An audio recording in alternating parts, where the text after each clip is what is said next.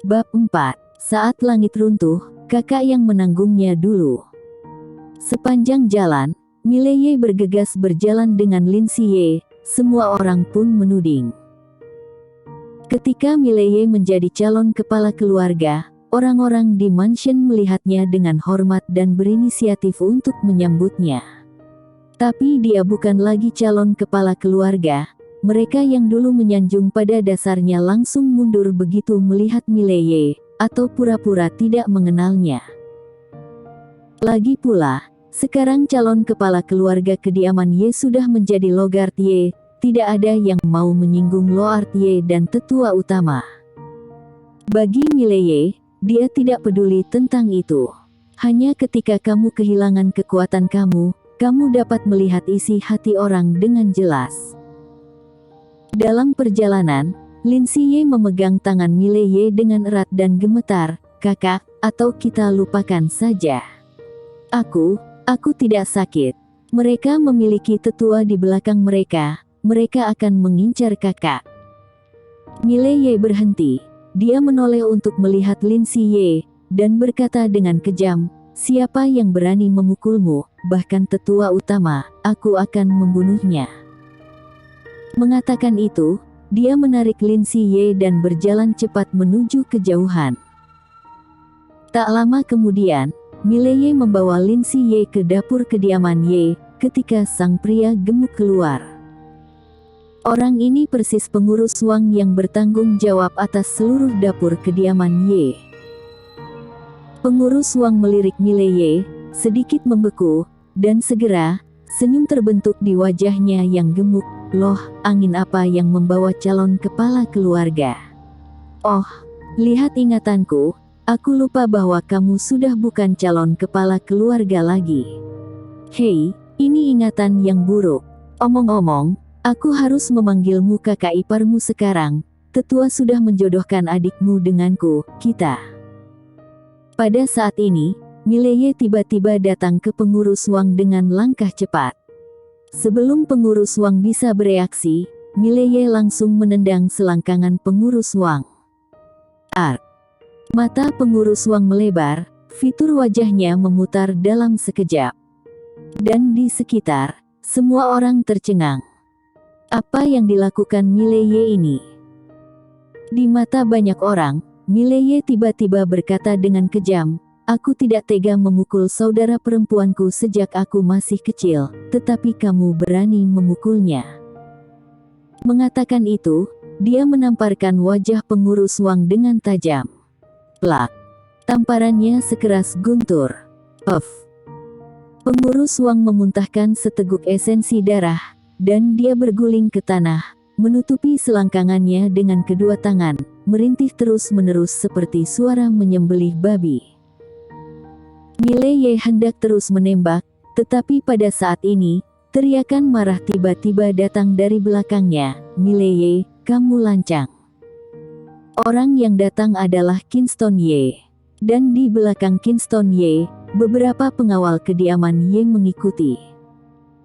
Mileye tidak peduli dengan Kingston Ye, dia menginjak wajah pengurus Wang yang terus berteriak, lalu menoleh untuk melihat Lin Siye yang pucat dan ketakutan. Dia memukulmu dengan tangan yang mana?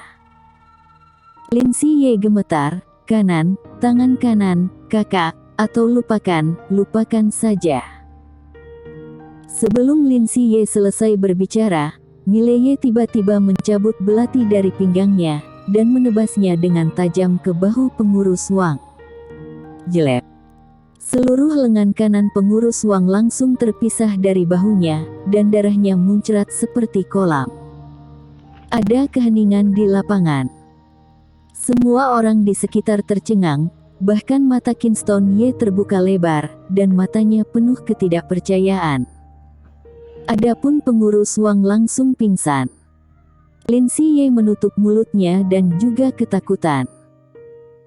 Pada saat ini, Kingston Ye kembali ke akal sehatnya, dan dia menunjuk Mileye dengan marah. Mileye, kamu lancang, kamu benar-benar melakukan pembunuhan di depanku, kamu.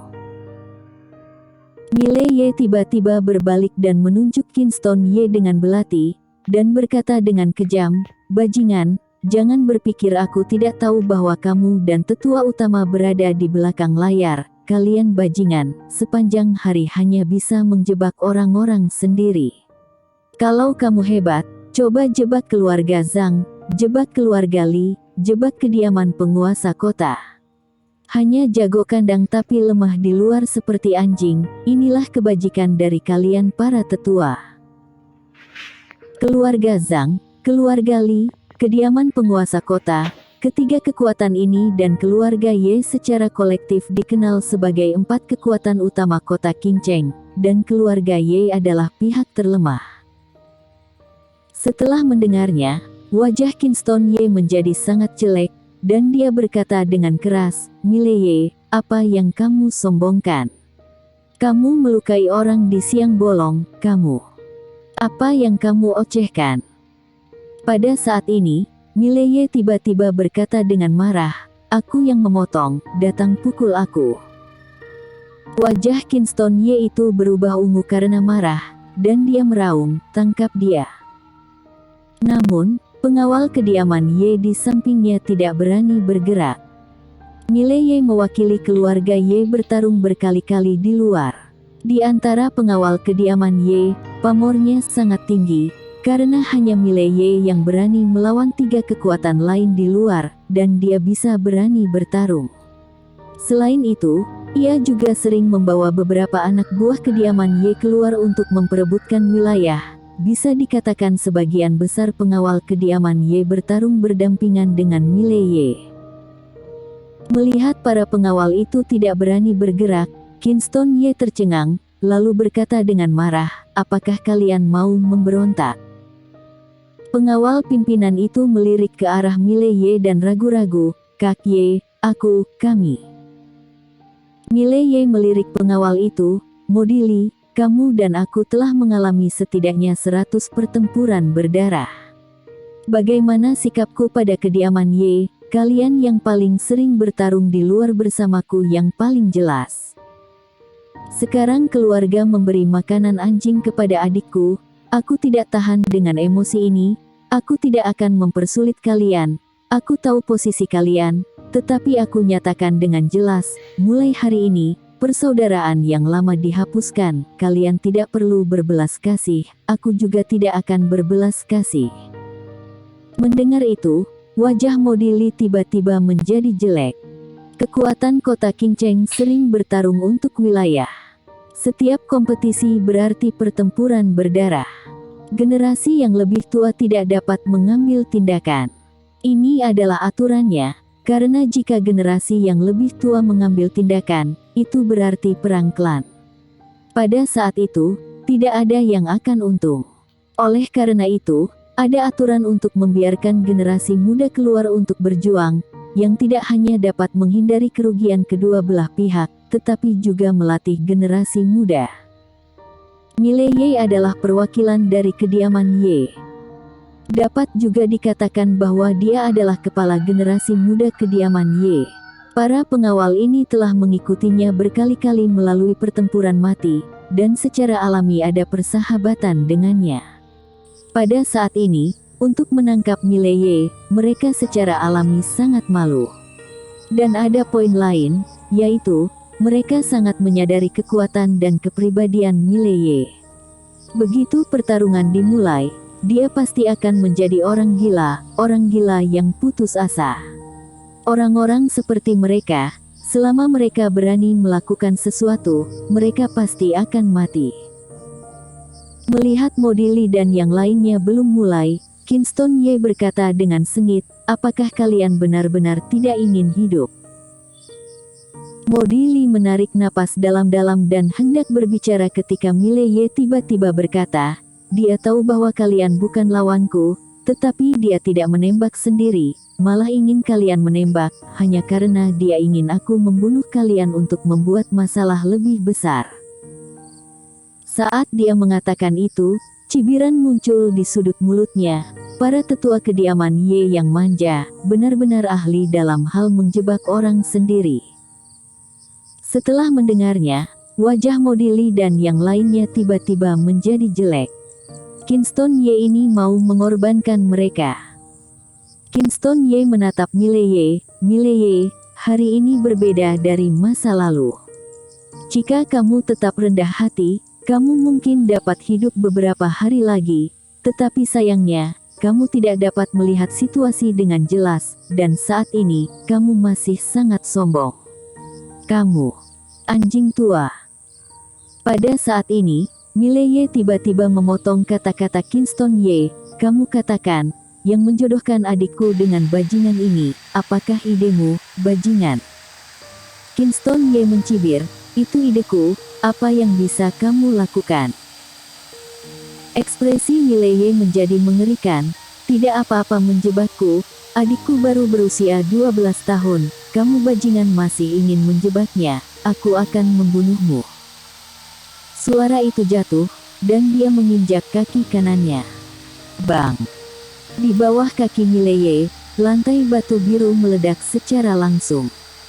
Pada saat yang sama, Mileye bergegas menuju Kingston Ye seperti harimau buas. Melihat adegan ini, wajah Kingston Ye sangat berubah. Dia tidak menyangka Mileye berani menyerangnya. Dia adalah tetua kediaman Ye.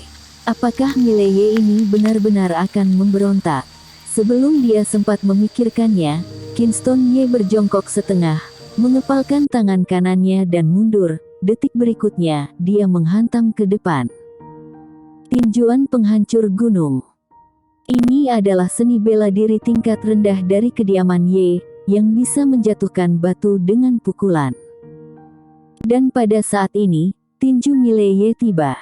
Dia juga menggunakan seni bela diri tingkat rendah ini. Bang! Kedua tinju bertabrakan, dan ekspresi Kingston Ye berubah drastis, tangan kanannya terbelah dalam sekejap, dan darah berceceran. Sebelum Kingston Ye bisa bereaksi, Mileye melompat dan meninju perutnya. Puff! Kingston Ye menyemburkan aliran esensi darah dari mulutnya, dan seluruh tubuhnya membungkuk dan terbang mundur. Begitu Kingston Ye mendarat di tanah, Mileye menginjak dadanya dengan satu kaki. Kingston Ye menatap Mileye dengan keras kepala. Tidak mungkin, mengapa pukulanmu begitu kuat, kamu? Meskipun dia adalah tetua urusan dalam kediaman Ye, yang mengurus urusan dalam keluarga, jadi kekuatannya tidak terlalu tinggi, tetapi dia juga alam perubahan energi. Namun, di depan Mileye ini, dia dikalahkan dengan satu pukulan. Mileye menamparkan wajah Kingston Ye, kamu bajingan dimanjakan di kediaman Ye sepanjang hari, tinjumu lemah seperti anak kecil, aku merasa malu untukmu. Kingston Ye memelototi Mileye, beraninya kamu memukulku. Mileye menamparkan wajah Kingston Ye lagi, aku memang memukulmu. Seluruh wajah Kingston Ye langsung membengkak. Karena dipermalukan oleh Mileye di depan umum, Kingston Ye melolong dengan panik, kalian masih tidak menyerang. Di samping, Modili dan yang lainnya agak ragu. Jika mereka mampu menang, mereka mungkin akan melakukannya. Masalahnya, mereka tidak bisa mengalahkannya. Lancang. Pada saat ini, raungan tiba-tiba datang dari tidak jauh. Semua orang mendengar suara itu dan melihat bahwa tidak jauh dari sana, tetua utama bergegas datang. Di belakang tetua utama, ada para tetua dan pengawal kediaman Ye. Lin Si Ye buru-buru berjalan ke sisi Mileye, tangan kecilnya memegang erat sudut baju Mileye, dan dia berkata dengan suara gemetar, kakak, kamu lari, cepatlah. Mileye meraih tangan Lin Si Ye yang gemetar dan berkata dengan lembut, jangan takut. Lin Si Ye menangis terseduh-seduh, ini salahku, kakak. Akulah yang menyusahkanmu, aku sangat tidak berguna. Maaf. Mileye tersenyum kecil, jangan takut, saat langit runtuh, kakak akan menanggungnya lebih dulu. Mengatakan itu, dia memandang tetua utama itu dan tersenyum, tetua utama, ayo berdamai. Aku mengakui bersalah, lalu masalah ini kita lupakan saja, bagaimana? Tetua utama tertawa marah, berdamai. Lupakan saja. Mileye, apa kamu sedang melamun? Kamu. Pada saat ini, Mileye tiba-tiba menginjak tenggorokan Kingston Ye. Krak. Suara patah tulang terdengar di lapangan, dan mata Kingston Ye terbuka lebar, matanya penuh ketidakpercayaan. Segera, warna di mata Kingston Ye berangsur-angsur menghilang. Semua orang tercengang. Mileye menatap tetua utama, karena kita tidak berdamai, maka kita akan duel. Di mata orang yang tak terhitung jumlahnya, Mileye berjalan ke tetua utama. Tetua utama, junior aku menantang kamu, kamu tidak mungkin tidak berani, kan? Bersambung.